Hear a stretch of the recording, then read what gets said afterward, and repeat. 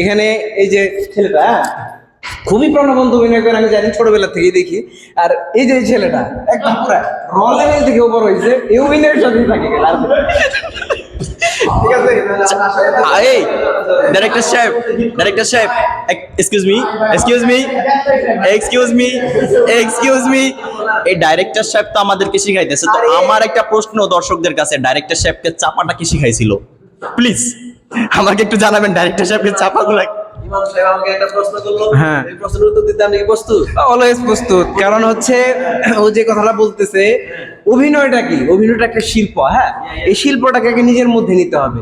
আর যখন যেখানে চাপা, যেখানে মারপিট, যেখানে অ্যাকশন, যেখানে প্রাণবন্ত বোধাই, হ্যাঁ বোধাই, যে রকি ভাই কইছিল যে বোধাই, হ্যাঁ করে ওই ইউজ করলাম না, সব জায়গায় সব জিনিস মেনটেন করতে হবে। এই যে এই ছেলেটাকে দেখেন, জন্ম থেকে এই যে অভিনয় নিয়ে সে মারপিট থেকে বের হয়ে অভিনয় শুরু করছে।